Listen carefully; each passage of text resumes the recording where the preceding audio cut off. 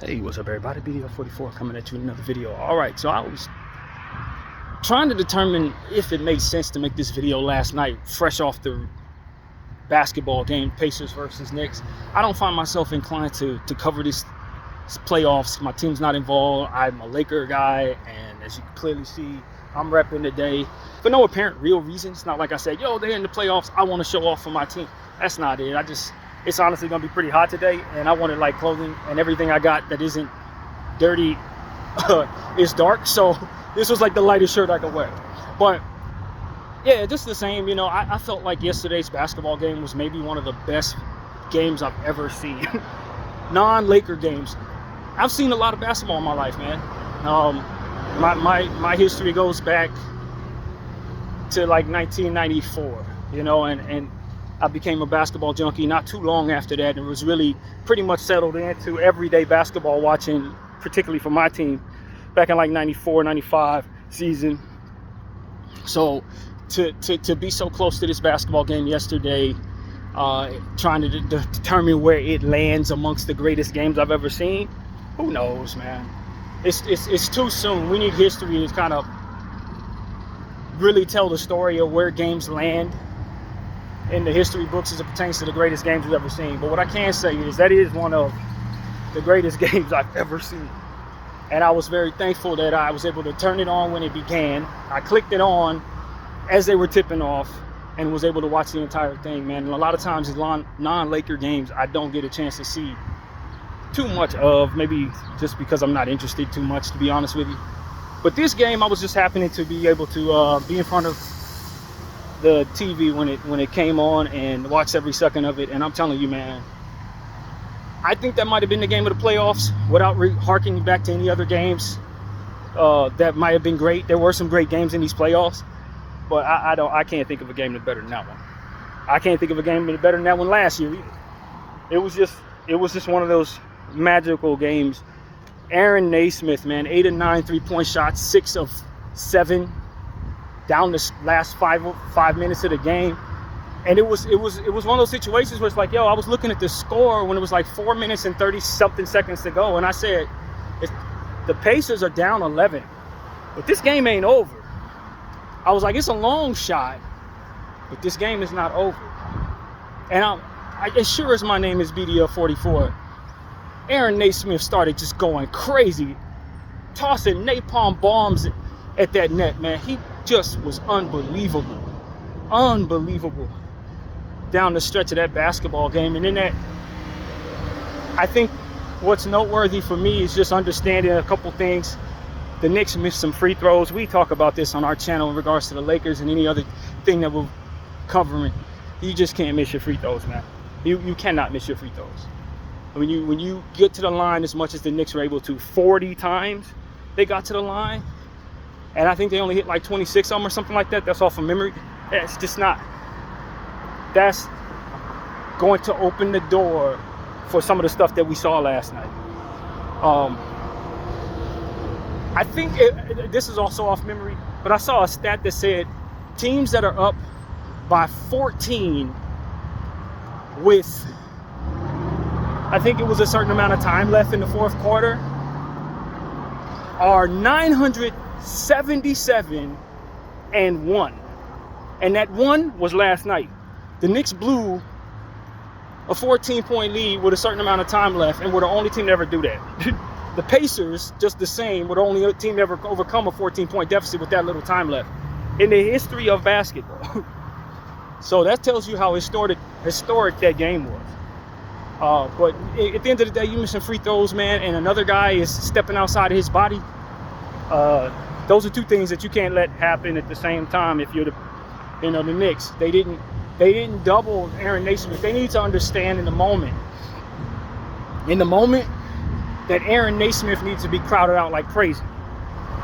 You know, he was hitting some tough shots, fall away type threes. I mean, he turned into like Kobe or Tracy McGrady or Iverson or something like that. But just the same, it's like when you see a guy starting to have a night like that and he's roaring back at you, after he hits about 3 of them things, I'm treating him like Tracy McGrady. It's going to be somebody else beating me, man. I'm doubling and tripling this dude. I'm not letting him. If he wants to have an outer body experience, then he's going to have to do it from the floor, because I'm going to be fouling him every time I get a chance. And I'm not letting him raise up to that three. You know, and I don't think the Knicks really realize that, yo, this dude, he's not going to play like Aaron Naismith today. He's not. He's going to play like he's somebody else. And if you don't address that defensively, he's going to see it all the way through. And that's exactly what I saw. I just saw a guy see it all the way through. And I felt like, to a point, and I know there's a lot of series left, so this is just game one. A lot of things can happen from here, and I expect it to. But in listening to my preview and my prediction of this series, I said something about Aaron Naismith specifically that I think kind of made me feel like I was kind of on to something, if nothing else. I said that Aaron Naismith is a guy who is probably going to get outclassed by OG Anunoby and Mikal Bridges. But the way that he plays, his style of play, his aggressiveness, it ain't going to matter that they're better than him. This is one of those rare situations where you can legitimately say, because of how hard a guy rushes at the rim, because of how hard a guy is tenacious on defense, because of how capable a guy is in all aspects of the game, he is potentially capable of outplaying people who are better than him on a given night. And he is that player. He's the epitome of that, in my opinion, because he doesn't really have any holes in his game. And he is aggressive. He can get to the line repeatedly. He does have a lot of energy.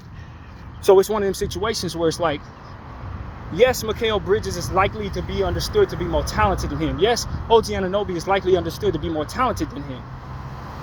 But on any given night, he can outplay them dudes just by playing harder than them. He can outplay them dudes just because of the strengths that he has, allows for him to be very difficult to deal with. He's like an OG Anunoby. And the thing about him is he's still developing. This is what, year 5 for the guy? With his first 2 years, if I'm not mistaken, he was with Boston, kind of not getting any minutes. Like, you don't know what he's going to turn into. And in a series like this, but a game like that, Aaron Naismith is somebody different after that basketball game than he was going into it. So now you're going to probably look at him as an OG Anunoby from here on out. He's going to be able to make a lot more money off after that basketball game. You know what I mean? Because this is how your legacies are built. This is how these guys get their names. You know what I mean? Especially if they're not drafted super high. And given the fact that we've seen players be guys in the back of the second round, first round, or what have you, turn into something, and these are the moments that spark that process, I'm not sure we're not seeing Aaron Naismith step into a different level of understanding as it pertains to who he's going to be and what he's about to be about. I don't know. That's not what we're looking at right now. So, and you've seen people like Derek Fisher and Robert Horry make their name, I know better. Horry make their name in playoff situations just like this. And they do it enough time, all of a sudden they go down as legends. And so when you have enough of these dudes that make their name in your farm situation, in your club, and then they go and have moments like this, that's what makes the understanding of, yo, this team can be a champion. It's the same thing we said about the Detroit Pistons back in 2004. You're talking about like Rip Hamilton and Chauncey Billups and Tayshaun Prince. Going into that season that they won the championship, they were nice players, but they were role guys. They didn't really have a name. Once they won that championship, now you understand them as a legend together. As a unit, they are a legendary unit. You were harking back to how they were able to overcome Shaq and Kobe and Gary Payton in his past his prime. Like, they were able to overcome that unit. And you know them from here on out. And I think there's a world where the Pacers are doing the exact same thing. I think there's a world where you're going to remember the Indiana Pacers 2024, 2025, not for anything that they did before these playoffs, but for the way that they are starting to establish themselves as real contenders within the playoffs. And so I'm extremely excited about the Pacers in this series. I know that those who watch my preview videos of that series are going to say, well, you picked the Knicks in 6. And that's because I think the referees are going to ultimately get in the way based on the intention of the NBA, putting the New York Knicks above the priority list so that they can secure the revenue that comes from having a team like the Knicks in the finals instead of a team like the Pacers in the finals, especially when the Western Conference team is going to have a very small market involved, with Minnesota and OKC now being in it. So for me, I went with the conspiracy idea that that's what's going to determine this series. And to a point, I still think that could be what ends up happening. But I also said at the end of that video that if the refs don't get involved, and if the NBA just lets these two teams go straight up, my pick is probably Pacers in 7. Because I think the Pacers are going to just come at the Knicks in a relentless manner. And it doesn't really matter what the score is. We've already seen it. The Pacers have overcome big deficits and won basketball games in short amount of time in the fourth quarter. Twice now. 3 times after yesterday's game. So I'm a believer in the Pacers, man, because they had a legendary offense last year. And they brought back those same pieces and added some pieces to it. And Matherin's healthy, who wasn't healthy last year when they were doing a lot of that damage. And Tyrese Halliburton is healthy, for which he wasn't last year. So, as I said about Jalen Brunson, Jalen Brunson's my most trusted fourth quarter player since Kobe Bryant. There's nobody I've trusted in a fourth quarter of a basketball game more than Jalen Brunson. But I would never underestimate the clutch ability of a Tyrese Halliburton, because Tyrese could win games. And you see him hit a shot like that, I'm like, yo, that three-point shot, that thing is legitimate. Yeah, it's a little streaky, but when it goes, it goes. He has a touch about him. It's kind of different, And so it can fall when it doesn't look like it can fall. And I wasn't really surprised to see that shot go for him last night. I was surprised to see that his toe was on the line. And I was a little nervous for him, given the fact that he did the choke symbol without the game being over. That premature thing could have been a nightmare for him if he would have lost that game. But they didn't lose it in overtime. They kept their foot on the gas, just like we know them to be, the Terminator team that the Pacers have turned into being. And that's why they're here. Coupled with some injury stuff that we won't forget. Cleveland had some injury issues. Dame Lillard went down. I don't think they would have lost to the Bucks anyway. But these are things that did help their path. But as it pertains to their style of play, they never say die. They come at you. Whether they're up by 30, down by 30, up by 1, down by 1, or whatever it is. They have the same mentality all the way through. And the Knicks are not necessarily that headstrong as a unit. They too have the identity that they are aggressive and energetic, but they tend to take their foot off the gas. Not to mention the depth conversation is a real thing in this series, because you're talking about a Pacer team that's potentially comfortable going 10 or 11 deep, and a New York Knicks team that is only comfortable going about 8 or 9 deep.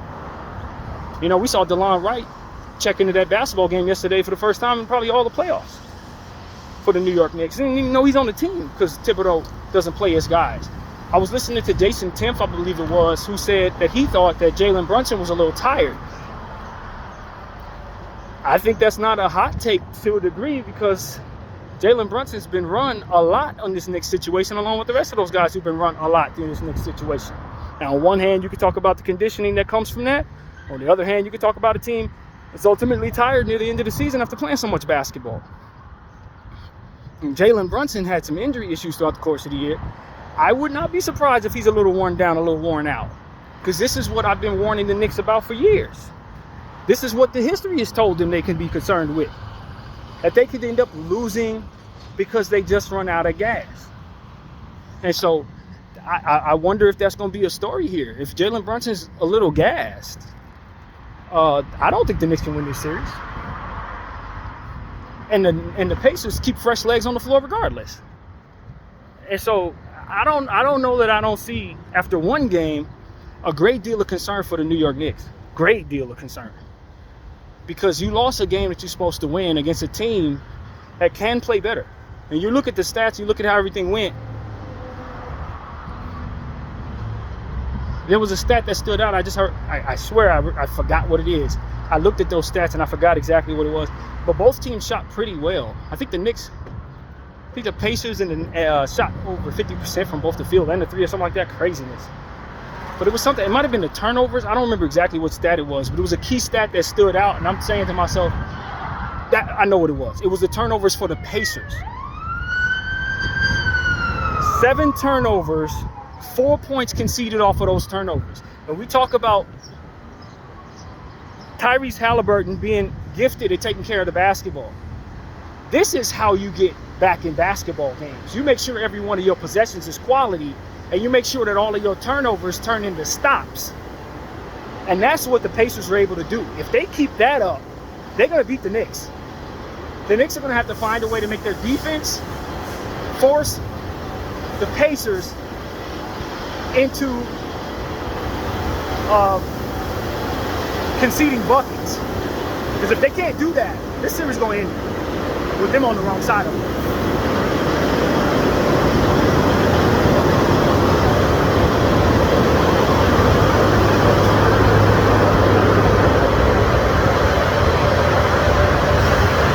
Turnovers is pretty solid. Forcing 7 turnovers, giving up 7 turnovers, that's just slightly below average in my opinion. And so you had a really good game if you're the team that gave up 7 turnovers. You had a pretty solid game if you're the defense that forced 7 turnovers, especially against a team that doesn't turn the ball over very much. But only 4 points in transition off of those turnovers. Now you're talking about a transition defense conversation that, in my opinion,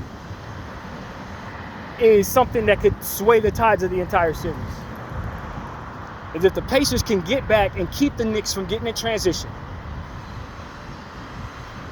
at a well above average rate like they did in game 1, they're going to always have opportunities against the Knicks. They're going to always have opportunities. And so I thought that that was the key stat, in my opinion, that determined why it was so possible.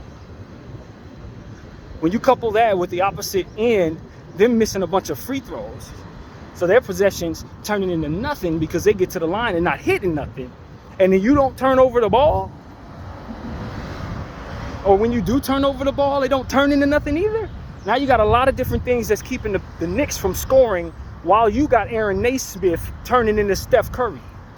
Like, this is how you get back in a basketball game. You need some luck, but you also need some discipline in the key areas that allow for you to both play good defense and take care of the basketball. And when you have those 2 things going on, you give yourself a chance. And so I really, really admired what Rick Carlisle did. Shout out to Obi Toppin with some real key plays down the stretch of that 4th quarter. The putback dunk off the missed shot and that up and under layup that was pretty heavily contested. I thought he was damn impressive in that basketball game going back home to New York. And, you know, you just got to give credit to the Pacers overall. I do have some concerns. And forgive me, Thomas Bryant, you a Laker guy. We drafted you, brought you back later on. I know what Thomas can do offensively. He's a very impressive offensive center. But defensively, I have my concerns that could be the Achilles heel for the Pacers. I don't think they can get away with him down there trying to guard Karl Towns. I saw he did receive contact on that hit in the mouth. He sold it, which is what you're supposed to do when you get hit in the mouth. But I thought it just spoke to him not really being ready for Karl in a situation like this, especially throughout the course of the regular season. Karl has had some big games against the Pacers. I just think this is a big Karl Towns series. I think it's a very big Karl Towns series. And I wouldn't be surprised if, with Jalen Brunson potentially not necessarily being where he needs to be, with his, Karl takes over in this series. Especially if the Pacers feel like it's in their best interest to remove Miles Turner from this series to a degree. And I did like seeing Obi Toppin and Pascal Siakam out there together. I think they provide a significant amount of offensive ability. But I don't know that I can trust Obi Toppin defensively either in these situations. So in the long run, what we really have to look at is that the Pacers really didn't outplay the Knicks through 40 minutes of this game, 42 minutes, whatever, of this game. And so there was a lot of things that the Pacers need to clean up if they want to continue to have a lead in this series. Because if they play the way they did throughout the course of most of that game, they're going to lose that game. And if that continues, they're going to lose all these games, and it'll be Knicks in 5. So Carlisle's a good coach. I trust that he's going to understand that. But you did not outplay the Knicks through most of that basketball game. You took on an identity of relentlessness that you've been able to tap into multiple times, and you've been able to get back into basketball games. But there have been things that you did in those games that gave you a deficit. And so if you don't clean those things up, you're probably going to lose games, you know, and that's just what is there to see. So I think Carlisle's a very good coach. I think he's going to figure it out. But I don't know if I'm super confident that the Pacers are just continuing to have a lead in this series without having some hiccups if they don't clean some things up. They're going to have to. I don't expect Aaron Naismith to continue to shoot like that throughout the course of the series. I do not. He had a game, and I think he could play well. He could be aggressive, but as far as him being just some guy that's going to go crazy every game, shooting threes, nah, I don't see it. I don't think that's possible necessarily. I don't think so. But Tyrese Halliburton, as long as he's continuing to take care of the basketball, he's going to give his team a chance. I love the scoop pass that he made down the stretch of the fourth quarter. I think he got the ball to Naismith on a layup or something like that. That's the type of play that I love seeing point guards make. When you just heads up to such a degree that you're going to make sure that everybody gets the ball. I thought the Pacers did a great job of getting Miles Turner the basketball early for jump shots, which is why I was kind of confused they removed him from the game, because he really did have it going. There was just a lot of things about that game that I think can be duplicated by both teams. But I think the Knicks, believe it or not, have less to clean up than the Pacers do, even though the Pacers won the game. Because the majority of that game, the Knicks were up, and they were cooking. OG Anunoby, Miles McBride, Mikal Bridges on offensive rebounds, stuff like that, they were cooking. Karl Towns had a big game. Brunson went for like 48. They were cooking. But they missed free throws. They didn't force enough turnover transition buckets. And, you know, that I think is what ultimately left the door open for something miraculous to happen. And that's exactly what I saw there. And in overtime, I felt like the Knicks were just a bit crushed. They're like, you know, you get demoralized by all of that. Just the overall way the last 6 minutes of that fourth quarter went, I don't know that the Knicks weren't just absolutely crushed at that point. But I must say that I didn't see some of the overtime, so I'm not really sure how some of that happened. But, you know, it just becomes a situation where you give a team too much hope if you're the Knicks and you're missing free throws. A guy's going off, you don't adjust the defense to really zero in on him and just let him continue to just launch threes, hoping that he just starts going back to who he actually is. That's not how you handle it in the playoffs, man. That'll cost you. But I thought the home court was extremely helpful for the New York Knicks. I thought they fed off that crowd. But you can't underestimate the relentlessness of a team like the Pacers, whose identity is to just keep coming at you, man. Keep coming at you. So, yeah, man, I'm looking forward to the rest of the series. I don't expect most of these games will look like that. Every game is different. We would love for every game to be like this, but this is what makes these games so special. They don't come around very often. We're not going to see every game like this. But I do think this is going to be a very competitive series. And I just want to see how it is officiated. Because at the end of the day, and I mean at the very end of the day, the Knicks got to the line 40 damn times. 40 times, man. So that lends to my concern that the referees are going to try to give this game to the series to the New York Knicks at the foul line, man. Everybody's complaining about the foul line over in the OKC series, but I'm looking at what's going on with the Knicks. If they get to the line 40 damn times, that tells me that somebody's trying to make something happen. They aggressive, but they ain't that damn aggressive. You understand what I'm saying? So that's a stat that gets lost in this conversation because the Pacers ultimately won the game. But if the Pacers lost the game, you're looking at that free throw disparity, and you're saying, what the hell? 40 times?